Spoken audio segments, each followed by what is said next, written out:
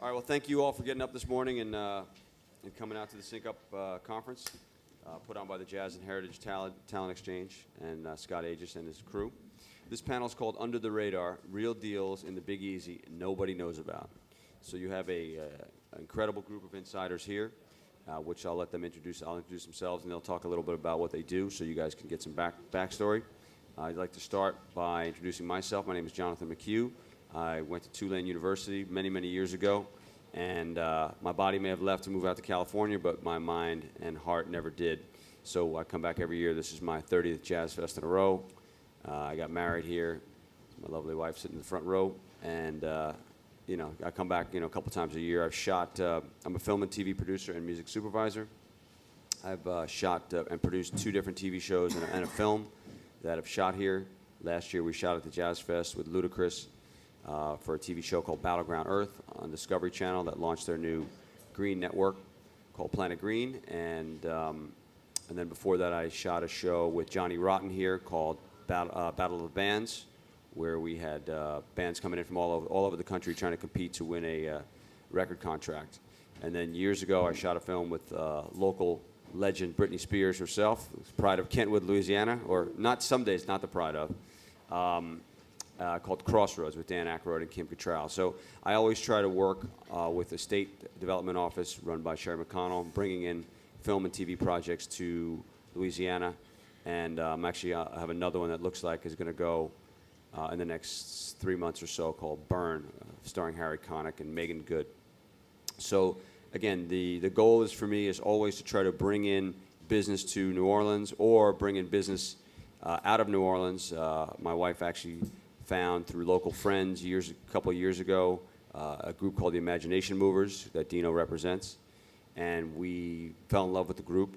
And I called literally the chairman of Disney Disney overall, who was at the time the number 2 person who I knew through another relationship, and he put me on to his people. Those people flew down. We had them come down at a specific perfect time at their big Jazz Fest show in the kids' tent. They fell in love with the Imagination Movers, and now the Imagination Movers are on their 2nd season of a TV show on the Disney Channel and doing incredibly well. And they become stars in the, I would say, 3 to 8-year-old genre. So that's kind of my story. And again, I don't live here, but I am kind of an outsider insider. These people are the insider, so I'm going to introduce them all. To my right, again, is Dino Gankendorff, and Dino is a partner, I would assume, in the firm Provosti Gankendorff, which is one of New Orleans' great entertainment firms. So I will let them speak on themselves, and then I'll introduce one at a time after we go. So Dino, why don't you tell us a little about yourself? I'm also a Tulane graduate. I do primarily practice entertainment law, wide variety of clients, including the great Mahalia Jackson, to Mavis Staples, to Galactic, to the Imagination Movers. Primarily negotiate record deals, management contracts, publishing deals, and pretty involved in all the obscure ways artists in this town are making money. And I'd like to personally have you apologize to me for Galactic. As I was on a radio show, I was doing a radio show on my old alma mater, TUL, and the board is, it's grown considerably, the technical skills since you did a show there 25 years ago. And as I was, queuing up, I wanted to put on a Neil Young song, which was changing the tempo totally, unfortunately. And I was just queuing up to check it out. But unfortunately, I pulled off a Galactic song in the middle of the record and had 20 seconds of dead air, and then Sugar Mountain came on. So it wasn't one of my proudest moments as far as disc jockey goes. So I'd like to personally apologize to them. Next to Dino, is Suzette Toledano Becker, and she is also a big shot local lawyer who I've known for years through different music business circles. And why don't you talk to us a little bit about what you do? I'm an entertainment lawyer, and first and foremost, I want to thank you all for being here, because this actually is my committee, the Sync Up. I'm on the board of the New Orleans Jazz and Heritage Festival and Foundation. And years ago, I had an idea to help place music in film and TV and build a website to do that. It was going to be called Louisiana Song Catalog, modeled after a client that I represent in Vancouver called songcatalog.com. But I honestly could not do this by myself. I really, really tried, but I could not get the support. And then Scott obviously wanted to do it as well, so I'm just delighted that what failed through my for-profit idea ended up working in our nonprofit idea. So They just debuted the site in there again. There's a unveiling of it, so I'd love for you to see it. Thank you. What I do is basically the same thing that Dino does: negotiate record deals, music publishing contracts, licensing. I've also got a client that I think is really, really cool, but just because he's so old. He's 96 years old. And we have a show for him at the Getty right now. He's a photographer who actually took photos of Norma Jean before she was known as Marilyn Monroe. But essentially, it's an entertainment law-based practice. It's just me, and I have one associate who's from Germany, licensed to practice in Germany as well. Thanks.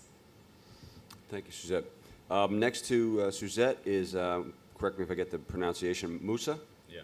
And Mousa is a Grammy-nominated producer and talent manager with a lot of very cool hip-hop acts. So why don't you tell us a little about what you do? Well, I have a company called Street Customs Management. I manage a lot of hip-hop artists as well as producers and songwriters. I myself have gotten a Grammy for a song I produced on Lil Wayne Carter 3 album this past year, as well as the artists I manage have produced #1 hits for hip-hop artists like Ludacris, T.I., Trick Daddy, a lot of the big hip-hop artists, as well as songwriting for them. Great, thank you. And next to him is Greg Eveline. Greg is, again, another gentleman I know, but I didn't realize I know his work because I used to shop in your store back in the day. A great store, the Metronome Records, which with that and the Mushroom were the two record stores that we always shopped at at Tulane. And Greg is also a lawyer and a former promoter, so tell us a little about yourself. I kind of came into it in a weird kind of way. I didn't go to law school until I was about 33. I had a record store called Metronome here in town. It was like 12,000 square feet. It was we had a little coffee shop. We had a stage, and I promoted concerts. I promoted like the Dead Kennedys, Bad Brains. I promoted anything that nobody wanted. No other righteous promoter would do. But we would do with the bands because they were afraid of them, and we did really well for a pretty long period of time. We opened Metronome. And then the oil crisis came, and Metronome kind of bit the dust. So I went to law school to become an attorney, basically to become an entertainment attorney, because I had met so many musicians at that time that were just signing contracts, had no representation. And so I became a lawyer, graduated when I was 35, 36. Nobody would hire me, which was a good thing. So me and another friend who couldn't get hired out of law school started a law firm, and I've been doing entertainment law ever since. Unfortunately, a lot of my clients are dead now, like Earl King and Boozoo Chevis and Eddie Bo, so it's taking my practice a little different direction. But I do represent a lot of local bands. I do a lot of heavy metal bands, too. I don't know why, but they kind of like me. So. The ponytail. Greg, let me ask you a question. Greg, let me ask you a question about that. Obviously, when bands like Earl King pass on and things like that, their live touring business is done. But the question is have you worked with clients as far as in the estate management aspect to figure out how to do, what they call rejuvenation marketing, where the artist, their music still lives on forever. So the question is, how do you maximize that asset and bring them to a whole new generation of people through that? Well, what we did with Earl, and we did it actually before he died, we got an administrator for his publishing, Don Williams Music out of Los Angeles. And Don is pretty eclectic. He also owns the Professional Longhair catalog, James Booker catalog. He worked with Chicago, a guy named Moondog, which you guys probably don't know. I remember as a kid growing up in New York. He does Dennis Wilson. He does a whole bunch of people. And he's very, very good at what he does. So Earl King catalog generates a lot of money. He got us a Dial commercial for Big Chief. For some reason, they wanted to use Big Chief, generated a lot of income. He got Big Chief on a multi-million selling album in Europe last year. So Earl King's making more money now than he did when he was alive.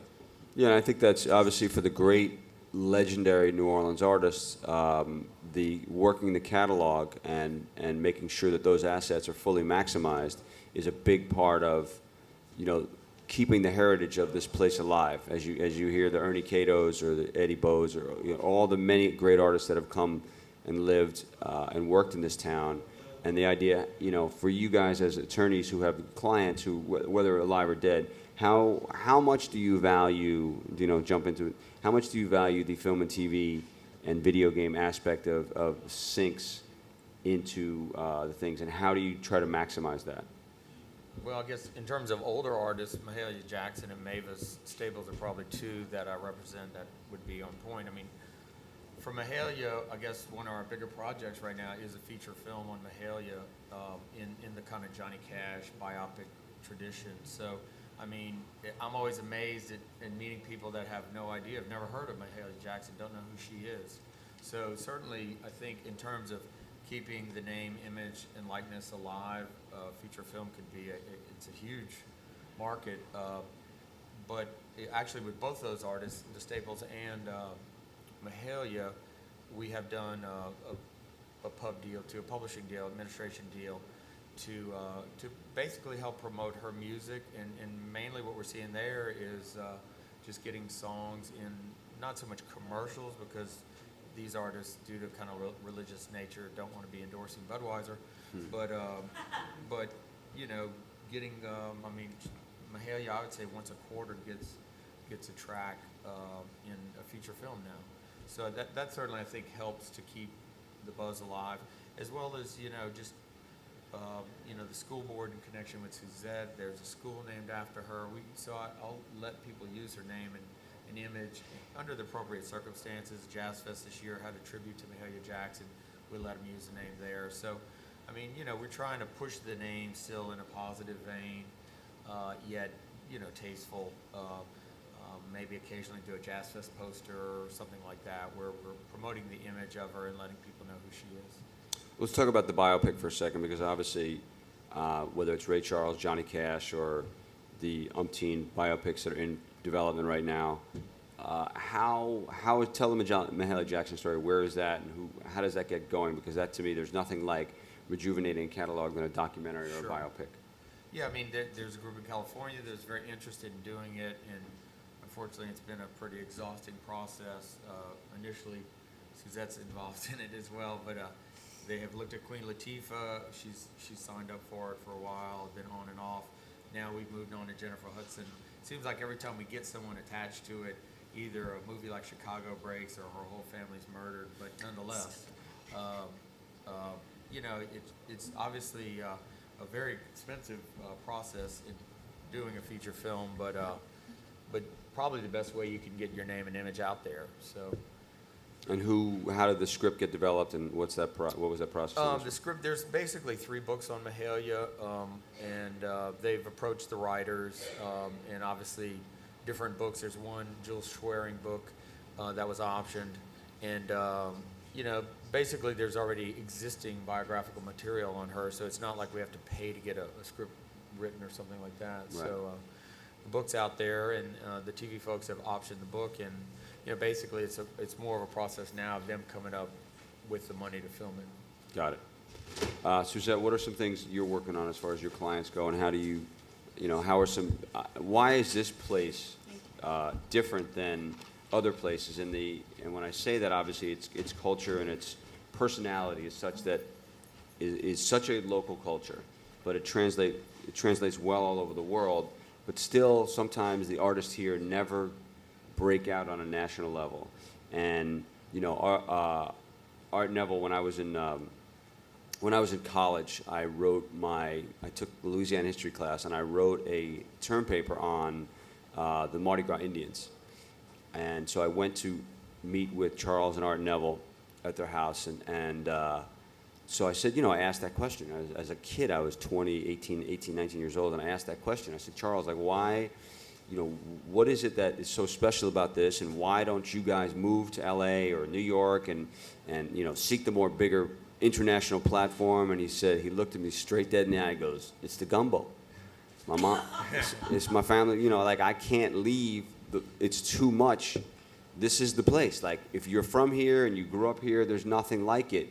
And it becomes in your culture, in your veins, even for someone like me, or, I point out Dan Storber from Putumayo, who moved his operation here from New York because there's something about it that is nowhere else. So What is it about that, and how does that make it hard for you to do your job, to translate your clients internationally as far as their willingness to go do and not come back if it has to be? You're right about the gumbo.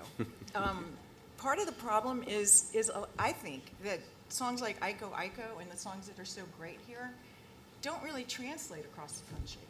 So things that we think are fantastic, and when you come here you think they're fantastic. If you're coming from somewhere else, I just can't see that playing, you know, somewhere in Indiana and anybody having a clue what it means, because there's nothing really to relate it to.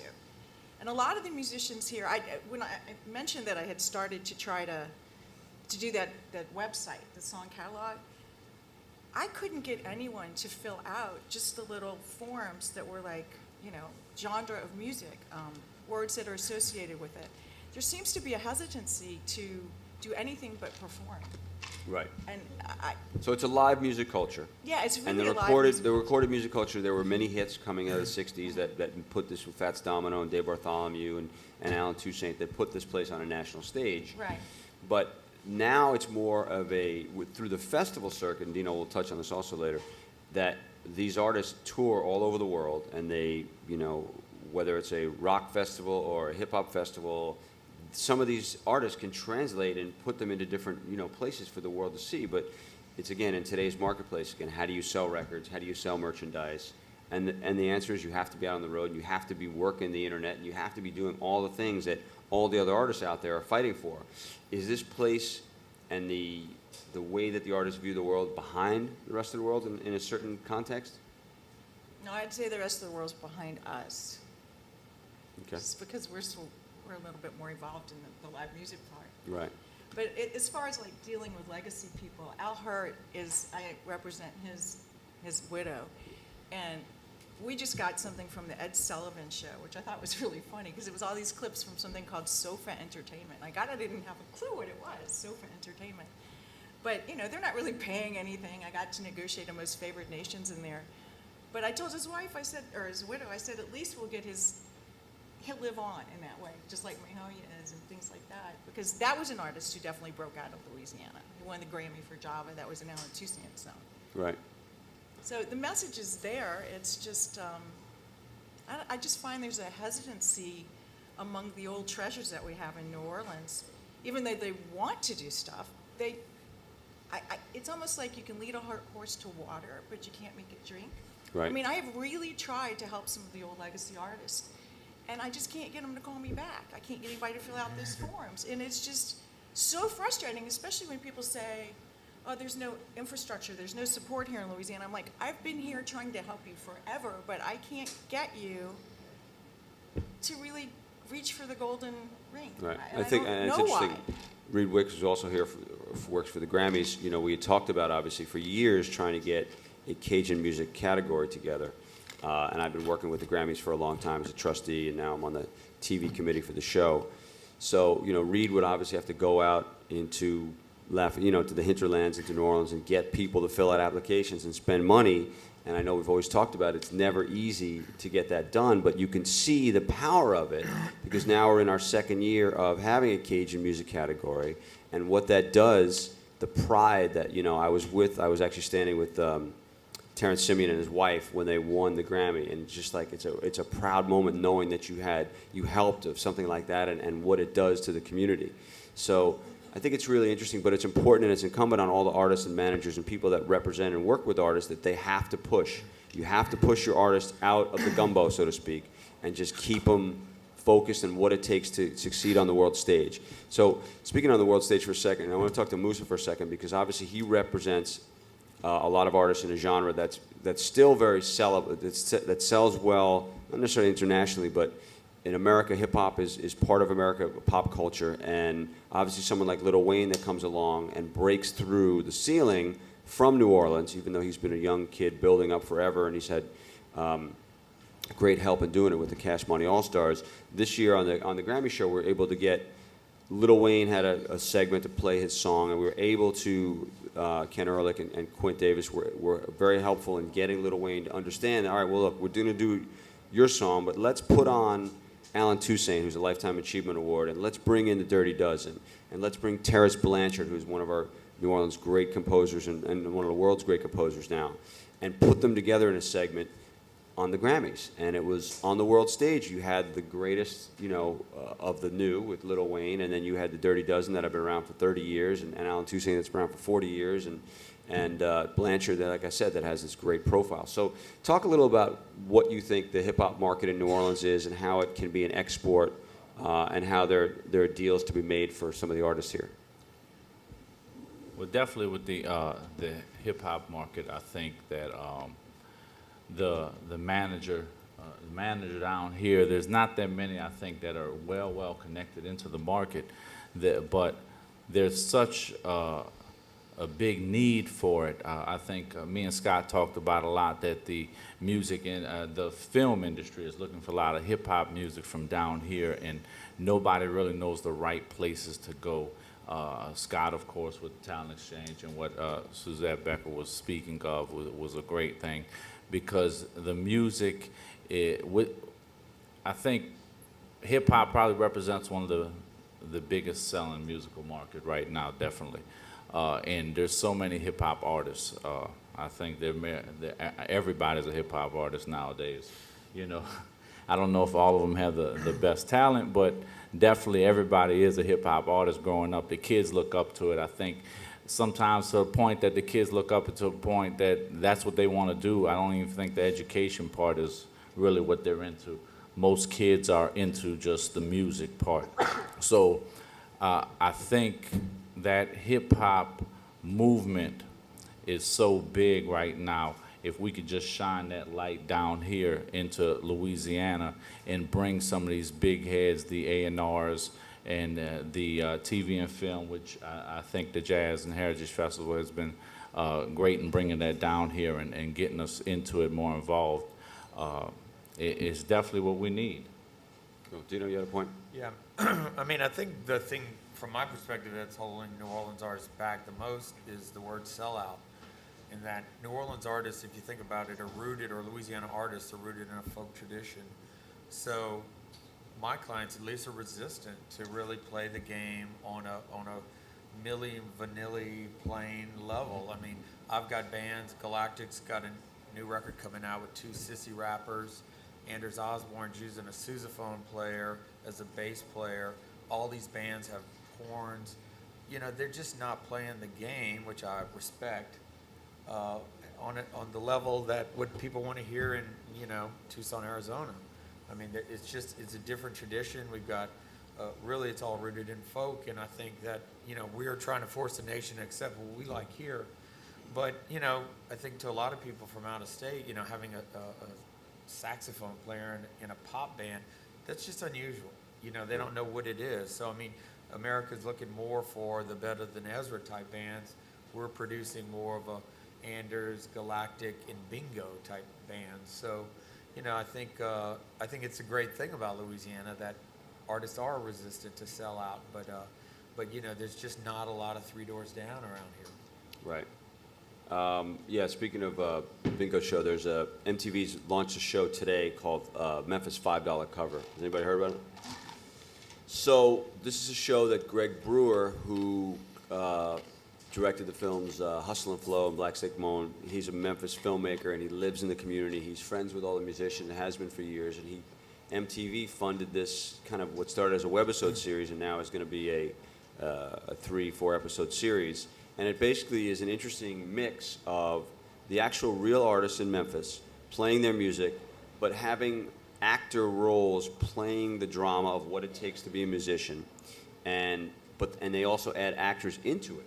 So when you talk about sellout, it's interesting because it is reality in the sense you're dealing with real musicians and what they go through and their stories, but you're adding actors into it so the musicians don't die in front of the camera as they're not actors. And when you translate musicians into actors, sometimes it doesn't quite work as well as many have seen in many a movie. So I've actually been working with MTV developing the New Orleans version of it. And Dino brings up a great point because in my conversations with some of the musicians in town, they're like, well, so what does that mean? Like, I call it manufactured reality. There's total reality elements to it, but there's stuff that to push story through to make some kid in Iowa want to watch it and care about a New Orleans musician that you may have to push a little bit. and we did it on our show with Ludacris and Tommy Lee last year for Discovery. But it's a really interesting point, because in something like this show that I'm trying to create, I would have to add some drama to it. So then it becomes, well, you know what, that's a reality show. I'm not doing that. Meanwhile, this could put the M back in MTV, whereas MTV used to stand for music, now it's reality television and bad reality dating shows. So to try to change a genre and do something different, artists have to understand that it's not exactly all going to be their way. And the thing about New Orleans is the integrity, which is what makes it great, also holds it back. So it's an interesting point, and we'll see how if that ends up playing out.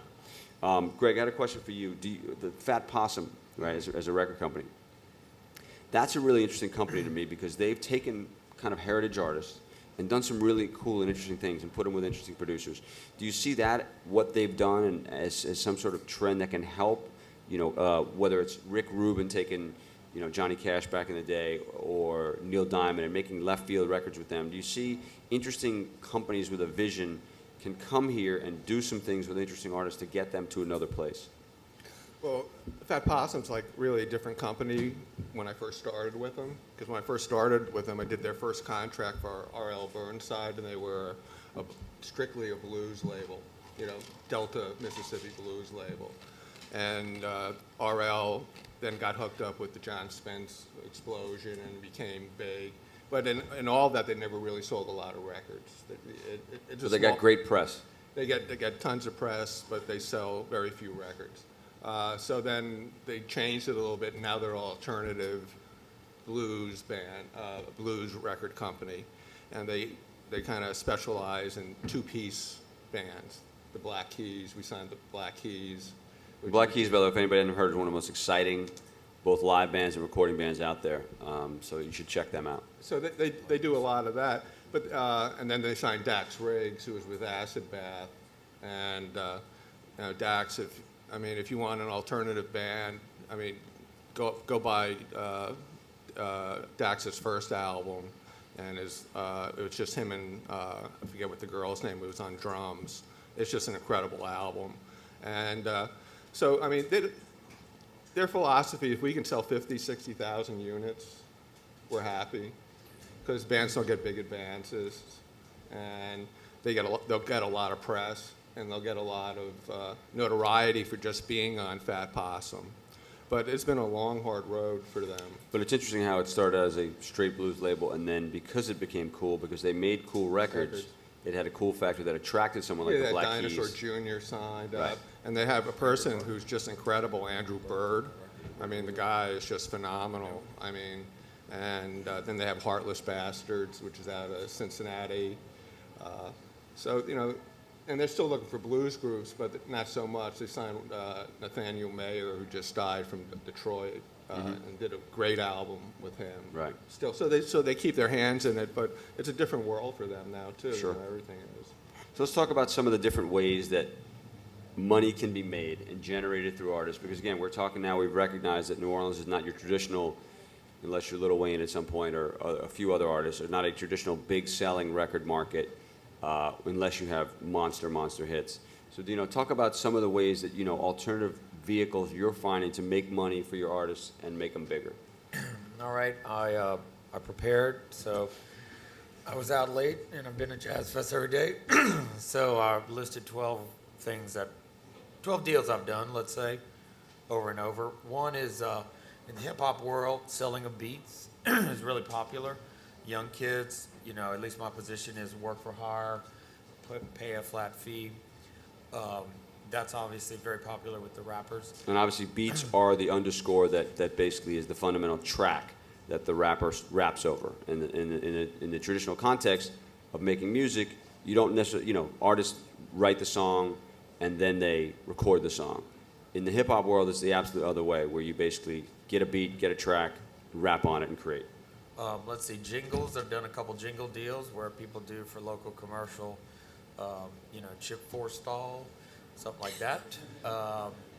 Ringtones have been popular on a big level. Cupid, for instance, one of my clients had, sold probably 400,000 ringtones. But more interesting, I think, is that I've done some real localized, like someone is doing now a Sounds of New Orleans ringtones. This guy in Lafayette, Travis Motti, is doing a lot of Cajun ringtones. Scoring is growing. Obviously, Jay Weigel's trying to do a lot of scoring. That's a little more on the Terrence Blanchard grand level. CC Adcock has done some on a more indie film level. Music for video games, that's obviously increasingly popular, and there's a big video game. I think one of the guys spoke here in Baton Rouge. There's supposedly one moving to New Orleans. I've gotten a couple, Grand Theft Auto type things. Songs, obviously, in independent films and documentaries. So it isn't like you're dealing with the majors. You're dealing with, smaller independent guys. So some of it might not have a lot of cash, might just promote the band. Live festival recordings, the Jazz Fest, the first, I think, festival in the country ever to record and sell live music. Those CDs are sold from Record One. There's no recoupment. So every one of my clients that's participating is making something, whether it be $100 or $5,000. Music for commercials. I've had a barrage of success there. From the Klezmers did a Southwest Airlines commercial. Anders Osborne did a local hospital commercial to more national stuff. Merchandising. I'll give a shout out to the rappers. I've got young rappers that have gotten watch deals, clothing deals. One guy's got an energy drink. These aren't the Master P's and Lil Waynes of the world, but maybe local phenomena. He's running with it. Sometimes they'll pay you, sometimes they don't, but it definitely gets your name out there.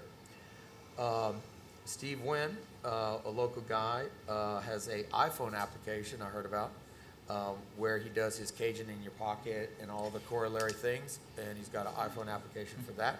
I thought that was an inventive way. Endorsement deals. We've all probably seen Cowboy Mouth palling around in their Southern Comfort tour bus. Again, some of the rappers involved in clothing deals I've done, energy drinks again. Also, I've done a couple of these green energy companies that are sponsoring tours. Jack Johnson recorded the first solar power record. And last but not least is I actually have a couple cartoonists that are selling ad space on their websites. So they run traffic through their website, and they're making a little money off of that. So Cool. that's 12 real life, real deals that are all happening here in Louisiana, and people are all making either a lot of money or pretty good money, or doing a good job promoting themselves. And speaking of promoting themselves, I was in Austin and I got to see CC Adcock perform at South by Southwest, and they launched a film there, which he had put together, kind of a interesting piece about, the young guys finding the old guys and creating a band together called Little Band of Gold, right? Yeah, Little Band of Gold. So I thought, and CC gave me the trailer, and I actually, it was great because I did a show on the radio, and I actually played the song he gave me and talked about the movie. So again, a documentary, one of the great forms of putting things through. It's a way to put the visual and the music together, and I haven't seen the film, but I've heard really good things about it. So talk about that process. I don't know if you were involved in the film at all, but sure. talk about that, because it's interesting to me, is like, it's using the visual medium to get your music out there. And it's not enough to just put your music out there. You need to have a guy with a camera shoot something that puts you up on YouTube and gets you into my kid's world that just watches YouTube all day long. They don't even need TV anymore. So, the visual medium is something very, very important to think about. So talk about that, for example. Well, Cece, if you know him, has one of the better fairy godmothers out there. In this incarnation was Tarka Cordell, who's Denny Cordell's son, who did the Neil Young and Dylan records. They have a band, which is like a regional supergroup I'm the lawyer for, which is CC, Steve Riley, Warren Storm, who wrote the Prisoner song back in the day on Slim Harpo sessions, David Ranson, who's in John Hyatt's band, my good buddy Dickie Landry, who was in the Philip Glass Ensemble. So you have this total bizarre amalgamation. I think one of their monikers is 8 members, 6 livers, 38 egos. And it's this incredible, funny, true life story about the guys and what they do and where they came from. But again, it's debuted at South by Southwest. They played it here. It's going to go to New York. It's also going to go to Italy. So it is hard to acquire these fairy godmothers, I know, but here we go. We got one right here in town, and they have a movie. You know, it's being shown around the world.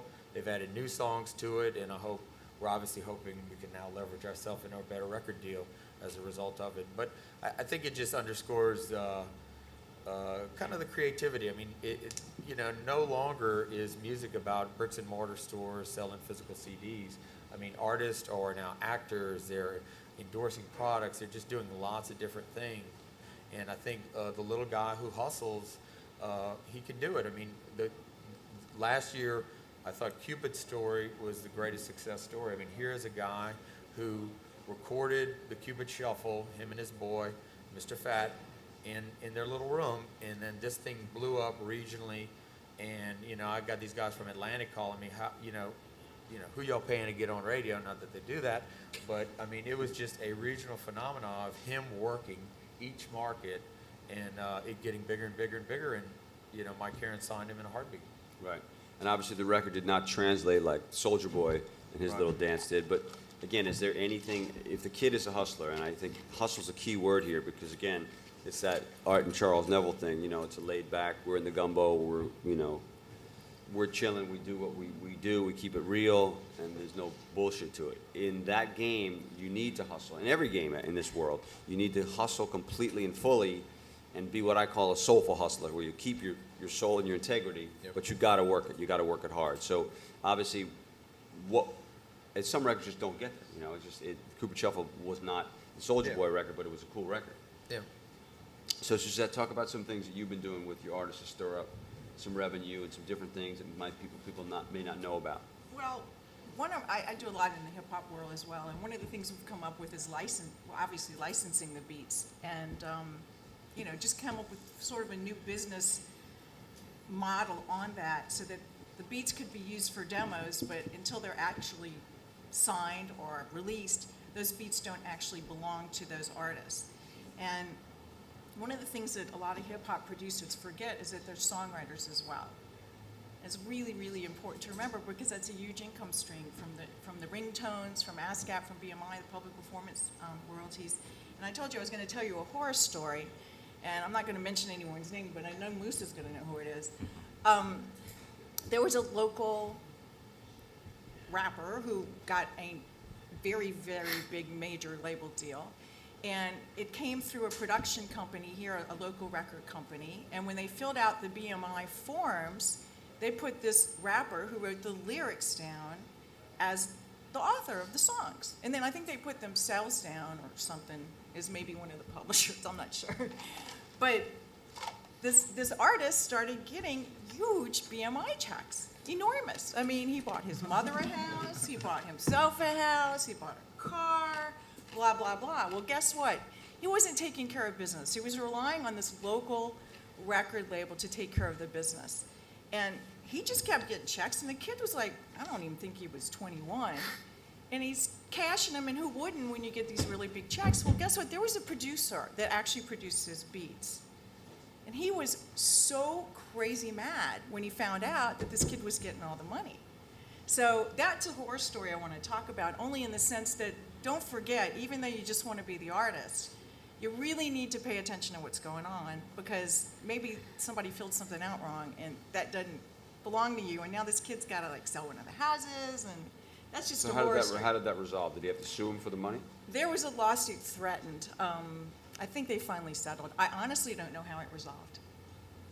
He was Right. furious. But They that's, got you a know, big law firm and that's involved. Why, and that's it was why just- nobody wants to pay lawyers, but you have to have good representation, because those situations come up, and you need to make sure before that happens, that's paperwork is submitted. Before it's submitted, you need to look at it, and a professional like this needs to look at it and make sure that you're covered, because that's really a big part of things. Yeah, and I can't blame this kid, because, I mean, shoot, you get a check for $75,000 every few months, you're just going to cash it. I mean, you're whippy, I'm a big star, you Right. know.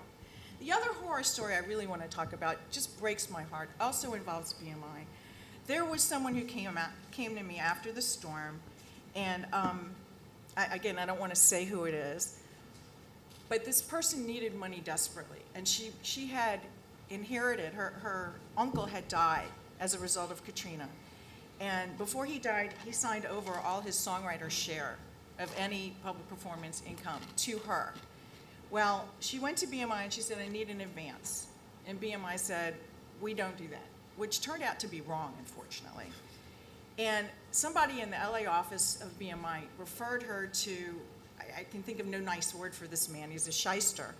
And what he did was he bought her income stream. Now, He bought a writer's share. her writer's share, yeah. And what made me so crazy about this is years ago, BMI would always say, and ASCAP as well, that you couldn't alienate your writer's share. They wouldn't let you because they were protecting you from screwing up. Well, now apparently there was some decision in New York, I don't know, that Yeah, made... people sell their writer's share. Just so everybody understand, in a publishing copyright, there's 100%, right? And the 50% the writer owns, and another 50% a publisher can own. So a publisher can buy your publishing rights, and they can work your stuff, whether it's an EMI, a Sony ATV, or the many small publishing companies that exist in the world. So again, writer share you should never sell if you don't have to. No. And publisher share if you don't have to, you should never sell. But the bottom line is publishers work for you, and they're the new record labels in a lot of instances. And in what's happening today, some artists are literally, their publishers are helping to fund their records. So it's happened in a number of instances recently in LA where one of the kids from American Idol, Sony as their publisher, helped fund their record with them, and they sold 700,000 copies of it without really, they just like a rent a record label. So publishing is obviously the lifeblood of the business as a songwriter and a writer, so you need to be really aware of what that is.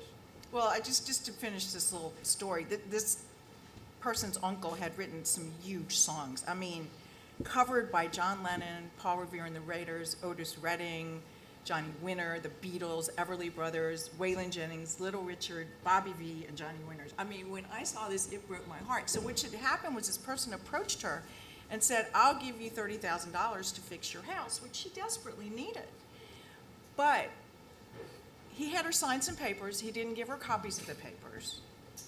And I found out later, because I still cannot get my hands on these papers, we're going to have to probably hire a California litigator to go after this guy.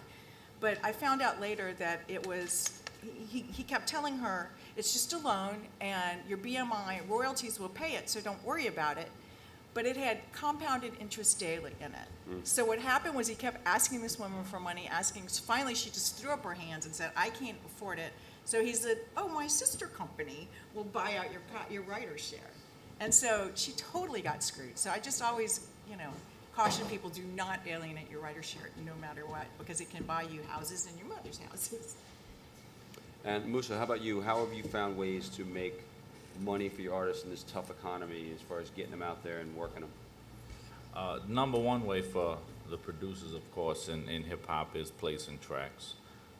Getting with A&Rs as well as artists, see who's looking. So many rap albums come out a year, and they're always looking for new tracks, hot tracks. So we definitely look for that, as well as songwriting. More not of the lyrics of the actual rapper, but maybe the hook.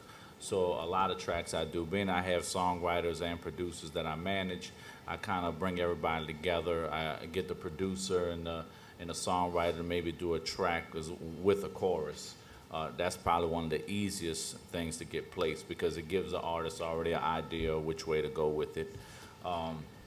As well as, of course, endorsements and things of that sort. I just did a clothing deal for one of my artists, Currency. He actually started his own line called Fly Society, which he did through the internet, basically. He had a following because he used to be signed to Lil Wayne. He had a following. He put out a logo. The kids loved it. People just started wearing it all over the United States. I think all over the world, that people were just making their own T-shirts. And Crew, one of the biggest distributors, one distribution of what they call, I think, active gear, but it's basically the skateboard genre, picked it up, basically licensed out his logo. So now they're doing a whole Fly Society deal with him and Terry Kennedy, which is one of the biggest black skateboarders in the industry. So that was a real big thing for him, as well as the ringtones, of course. And I think now with the internet world being so big, it's a lot easier to sell your music. You can get digital download music everywhere. A lot of the digital download companies will sign you up. If you don't want to advance, it doesn't really cost much to market it. If you got a okay, decent buzz, they'll put your music up on the site and just see what it does. You know, so we just did a same thing with Currency. We just did a digital download album, which has been doing fairly well. You know, and he's getting like a 80% split on it, so he's doing pretty good on that. But that's, I think, some of the ways, as well as trying to get out. But a lot of the, you know, I think what we talked about earlier, a lot of the artists, especially the older artists, one of the producers I have, great producer, over 136 million records sold under his name. He doesn't like to get out, does not like to leave his house, you know. He's so used to being the great producer that the artist needs to come to him. And he'll tell you, I'm not a beat maker, I'm a producer. I produce records.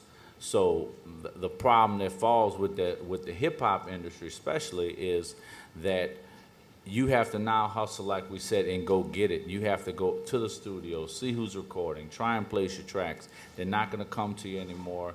Labels are not spending the big budgets to fly you around and pay for big studio time. Everybody has an in-house studio now. So you really just gotta get out there, you know, and I think, like I said, the older artists are the one that are being hit the hardest by it. I think that brings up a good point. I mean, obviously with technology moving so quickly, Dino mentioned iPhone application.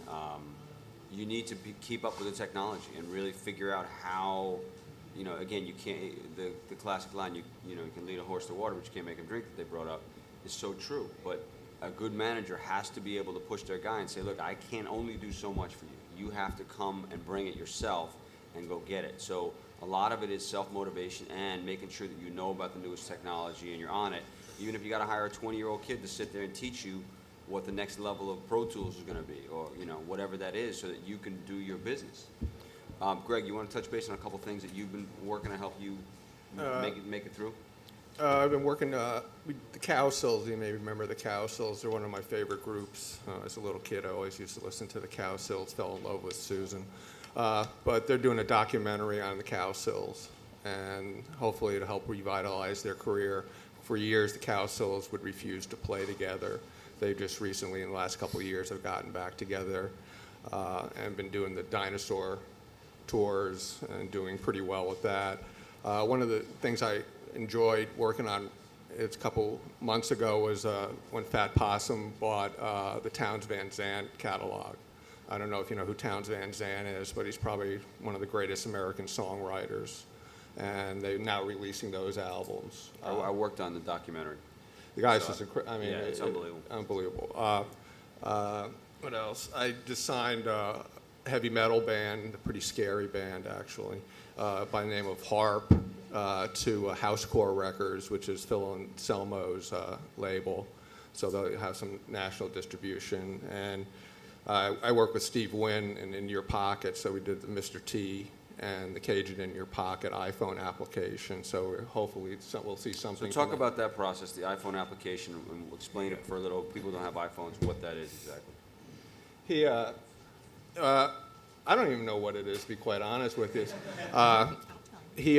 Steve keeps promising me an iPhone, but I don't see it. But what I understand it to be is that it's just a digital download of Cajun in Your Pocket and Mr. T in Your Pocket on your iPhone, so you can just download it. Yeah. And, I mean, and then when I'm talking about the technology, I'm talking about things like that, you know, just touch on it for a second, because I think it's the iPhone application for the moment is all the rage as far as how people are getting it out there, and all these companies are spending a lot of money to market iPhone. You know, you see now full commercials, full-page spreads in newspapers about their iPhone apps. They're using the apps to help sell the iPhone now. So talk about what you think how that's changing the landscape in the world. Yeah, I mean, there's constant new technology changes. Like, for instance, I have one client that's got a license on a little portal that you stick in your computer, and instead of doing just live recordings, you will also be able to get the video. So he's going to sell it on a keychain. So his idea is, kind of a Hannah Montana market. As you leave the concert, you can buy this little application, stick it in your computer, and you'll be able to see the concert you just watched as well as listen to it. So, I mean, you can see how technology is just moving so fast. But, I mean, I think a lot of these guys that are on the front end of this stuff have really profited quite well because they're like the new novelty thing. Like, Win will probably be obviously the first kind of Cajun in your pocket type thing on the application Right. side. So I want to open up for questions now, if anybody has any. Can I Hold say on, something Susan, about yeah. yeah, for the technology, don't forget, BlackBerry just opened an app store as well, so did Google with their Android market. So get them across all of them, okay? But I wanted to talk about virtual worlds for a second. I've been to 2 virtual worlds conferences now, and I'm more excited about this than anything I've. Can you describe a little bit Yeah, about the it? virtual worlds. Have you guys heard of Second Life? Yes. Do people know what I'm talking about? It's really interesting because there's a whole bunch of little kids that are interested in like the Disney type things, these pet type things and Webkins. But I'm trying to remember I think it was $1.5 billion in virtual goods were sold last year. So you can get your music into these virtual worlds like Habbo. Habbo Hotel is like a teen site. Gaia Online is a teen site. And people are paying, believe it or not, real money. It's virtual money. But like in Second Life, they have something called Linden Dollars, and there's actually a Linden Dollars exchange. Gaia Online, I don't remember what the currency is called, but everybody decorates their room, like their dorm room or their hotel room. And one of the things in Gaia Online that blew my mind that they were selling was an aquarium full of fish. So you buy fish for your aquarium. And people, again, are paying money for this. And then they actually sold an aerator so the fish wouldn't die. The virtual fish would not die. And people were paying money for the bubbles. Okay, so let's take this and morph it back over to what we do, which is music. So you could have the music playing in the virtual worlds and the merch. I mean, we should talk about currency because people are selling hoodies and the clothes, because your avatar is born or it comes to life basically with a pair of jeans and a t-shirt. It's really bad. And you don't want to, I went to a legal conference online, a virtual worlds legal conference, and my avatar looked like hell because I hadn't bought her anything. And I was really upset because other avatars were coming in with cute little go-go boots and looking great. But that's a whole nother world that you guys need to be aware of is these virtual worlds. And I've been now, like I said, I went to a conference in LA and one in New York, and it's exploding. It's like a whole nother mirror world to us where there's opportunity to sell stuff, okay? I'll give you an example. I have a friend who worked for MTV for years. His girlfriend years ago got into Second Life, and she was a singer, but she never had any success. Or she's 45 years old now, and not, good-looking woman, but I mean she's not a pop star. But in the Second Life world, she has created a environment for herself where she is a pop star, and so she makes, I don't know what her numbers are, but she's making money. Just working at the house, and she does these performances online as a pop star avatar, and it's the craziest thing you've ever seen in your life because you can look like whatever you want to look like, right? Go-go boots. Yeah, go-go boots, right. So there are all these different things in the world that you could figure out how to make money on or promote your artist or promote your talent or promote your craft, but you got to go find them. You got to research them, and that's why you keep up on that technology and then figure out how to get in there. Any questions at this point? Yes, ma'am. I'm a musician. We play like roots music, and I'm just interested in collaborations and crossover of different musical genres, especially, I guess this question specifically was between the hip hop and kind of the more folk music and the string instruments. And I'm wondering if you're seeing any of that happening. It seems like we all get stuck in our genres, and there's not a lot of collaboration between genres. I guess you could all speak to that. I think it's more just the people approaching each other. Everybody, I think, is interested in it as far as musicians. The artists have done it. One of my artists, Fiend, he's done stuff with the go-go bands out in D.C. They used to actually book him just to come perform with the go-go band, tell him, don't bring no music, we just need you to come. The band is going to play. As well as he's performed with Galacta at Tipitina's and things of that sort. So, I mean, definitely I think the artists are interested in it. I think it's just really connecting with them. you know, because a true musician, you know, just wants to make good music. I don't think they're stuck into I need to make hip hop or rock or folk or anything. I just want to do good music, you know. So the ones I have, the artists that I do manage, are real open to it, you know. So definitely, I think it's just linking up with the people that are going to join in and do it. And I think, you know, it's interesting, I flash back to when I worked with Mystical at Jive. The Neptunes, obviously, spent a lot of time with Mystical, and they made a track that had Calliope in it. And it was a single. We shot a video at the Maple Leaf. Single wasn't a hit, but it was like there was an attempt made to bring in some local culture and something different. And sometimes that works, and I think another kid out of Lafayette, who I forget his name, a young rapper, who's basically been working with Cajun musicians, and his tracks are really interesting. And again, it hurts him probably on a national scale because people want that hip hop that's down the middle with the pop, vocal sung collaboration. But they're doing some different stuff, and I think he's absolutely right. You just need to find the right people, and you know, MySpace is a great breeding ground. You just go find and communicate. And I've had a number of people that have, you know, found each other, gotten signed, or whatever, just from literally working it. But you got to spend that time as opposed to watching TV or whatever. You got to spend that time doing all that stuff all the time. I mean, Beck, you know, he's just not the hip-hop artist. Beck uses bluegrass musicians and, I mean, all sorts of weird instrumentation. So, you know, it's just, I think it's just talking to him. You guys remember Cool Bone? Yeah, The band I was used to going to work mention with? Cool Bone. Yeah, So here's Grass I have Top. a great question for you. This is one of my favorite hip-hop New Orleans records of all time. And they were signed to a major label. They were signed to Hollywood Records, and they made a very smart, very cool record, and then nothing. Nothing. It didn't sell very well. It didn't sell. They got Yeah. dropped, and it's like I was hoping that was a moment back along that time with Mystical and the Neptunes that was going to be something where hip-hop could get its New Orleans feel on and its brass band feel, because as you see Trombone Shorty perform around the world, Yeah. you realize if you put a good-looking kid together with some great music and a rock band and some trombone, it can work. But it's very difficult, as Dino said, to translate outside of this marketplace. And, you know, the people that win, that can do it, are going to win big because they'll take the culture along with them. But it's very difficult to do. Anybody else? Questions? Yes, sir. From a deal-making standpoint, what made the deal with Cash Money so successful? I don't know. I think Speak to that. I think it was the fact from what I understood, No Limit first made it real big, and Master P made like one of the ultimate unheard of deals in the music industry, where he had a 85-15 split.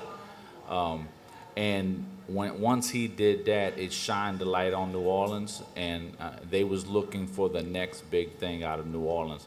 I know for a fact that Priority Records was the first ones who were supposed to try and sign Cash Money, and Master P was like, "You sign him, I'm leaving," you know. So they didn't sign him, and Universal just wanted part of that. So, you know, and it was at the time that they were selling records. You know, nowadays, you know, those $30 million deals are unheard of, you know, for the biggest artists. I think Kanye West, at the height of his career, signed a $5 million deal for good music. So, you know, at that time, you know, records were actually being sold, and it showed that this independent move that Master P did, it sold so many records. I mean, he ultimately became one of the richest entertainers overnight, seemed like. You know, 1 year, I think 97 sold 36 million records, you know, in 1 year. But he was dropping albums every 2 weeks. Yeah, not you know. paying the producers.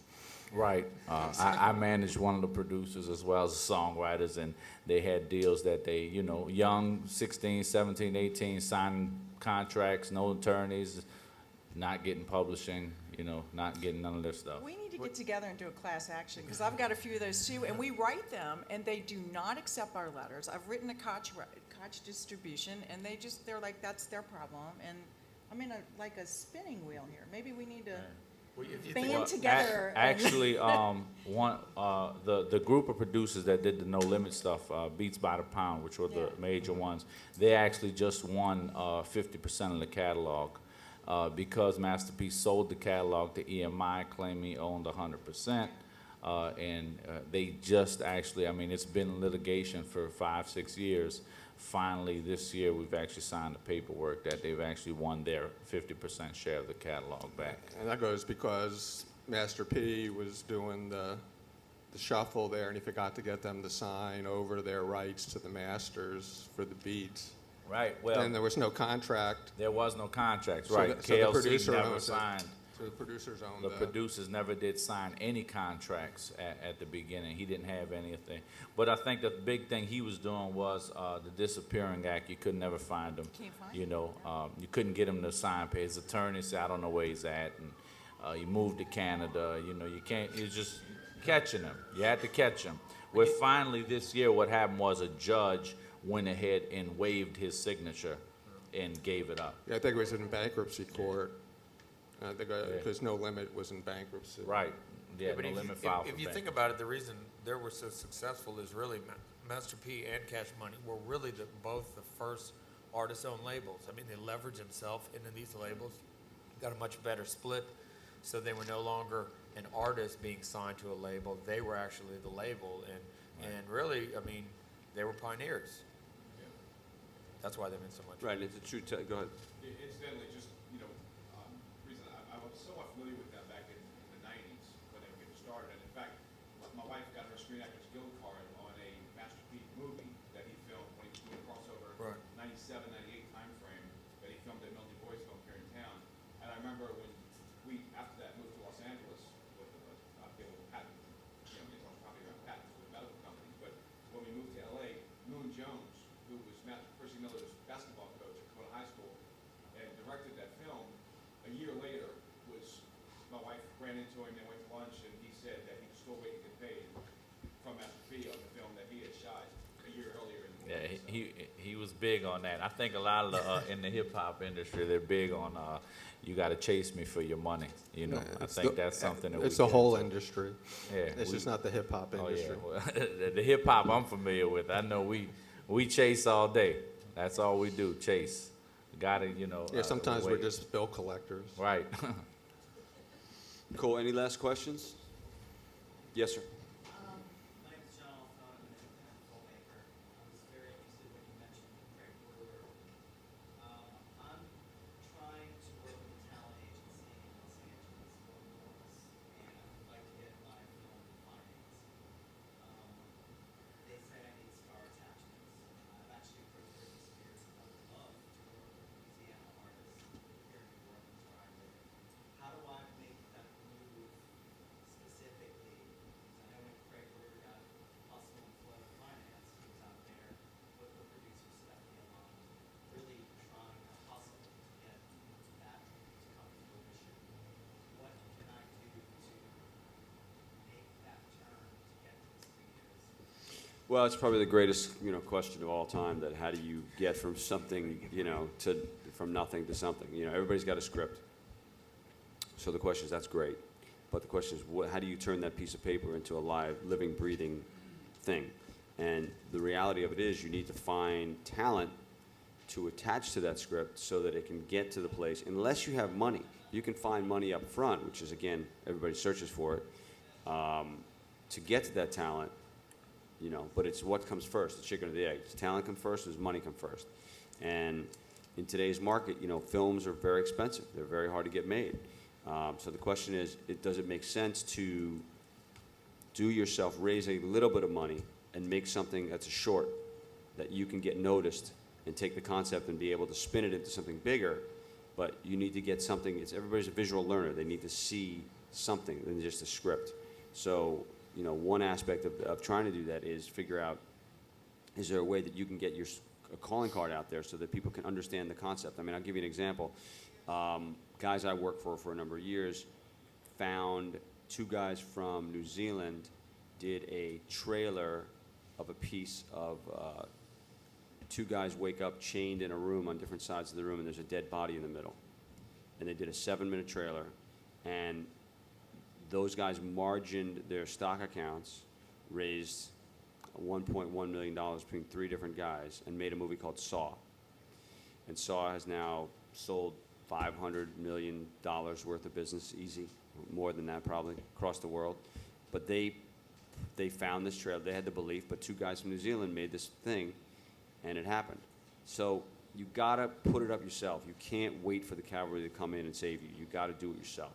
And whether you're a rap label that you're self-owned or whatever it is, you have to think about how to do it yourself, because it's very hard to turn that corner, as you said, without any, connections. How much was the trailer? I want to say that trailer probably cost $7 grand. But they were able to raise 1.1 million. Well, they got it to producers that had the vision to go, this is something. And then a filmmaker who convinced them that they should do it. I just produced a movie with the guy who directed Saw 2, 3, and 4, and called Repo, the Genetic Opera. And this director had such a passion for it. He said, look, I don't want to do Saw 4. And they said, well, you got to do Saw 4. He said, well, if you make this movie and back me in this movie, this crazy Rocky Horror meets Saw-esque film that we made, I'll direct Saw 4. So that's it. He leveraged himself, put his own salary on the line, big salary, to invest in this movie, because he had this project in his head for 10 years. He directed it as a stage play. So his passion level convinced everybody else to make this totally wacky movie that really had no business being made. But the movie we'll see 10 years from now will be playing in theaters like Rocky Horror still plays in theaters, because it's that cool and it's that interactive an experience. When you see it with an audience, you just can't quite believe it. So it's a lot about who you can connect with, finding producers that can back your work in anything, whether it's records, finding lawyers that can get you to the next place, finding managers that can get you to the next place. You have to find connectors to help you along your path. All right, anything else? Yes, sir. Because of digital distribution and the ease of access to the marketplace, it seems like you and breaking down many barriers in the traditional linear way of sending a demo in or something like that. When you look at promotion of getting self-production with putting things up on YouTube or online exchanges and things like that, how do you determine the metric between promotion and getting your name out and giving away your content for free, essentially, to the point when you start to say, okay, now I'm going to charge for it? Because it seems like there's some people who are very good at promotion, but they never translate that into revenue. And then there's some others who, like you said, kind of hold things close to the vest, don't get a lot of PR, but everything they do is for $1. But how do you all, as managers and attorneys, evaluate that to see when the artist translates from that promotion phase to the revenue phase? You know what I mean with that? I mean, it's a slippery slope there. I mean, with Cupid, the success was driven. That was probably my first YouTube signing. That, basically all these people were doing this dance thing, and then all these folks started sending in videos of them doing the dance, and it got just bigger and bigger and bigger. Millions of postings. So, where's the line there? Who knows? I mean, a lot of folks are great self-promoters, and self-promotion gets you maybe to the place that you want to be, which is being able to make some money. But there's no obviously bright line test on that. But it's, I think artists are becoming much more innovative in ways that they can go out and promote themselves, perhaps tastefully, that it doesn't seem like, you're Lenny Kravitz sling in commercials for iTunes, but rather doing stuff that's really neat and innovative. I think Yael Nami, an Atlantic signing, who's a Israeli, lives in Paris. She did the Air Mac commercial, and the song's great. I think it's tastefully done, and she got a record deal out of it. So yeah, you never know. It's all about, like I said, finding those connectors that can help you along the way, because it's obviously tough to do it on your own. So I'd like to thank you guys all for coming, and give a round of applause to the panelists, please. And we'll see you at the Jazz Pit. Woo.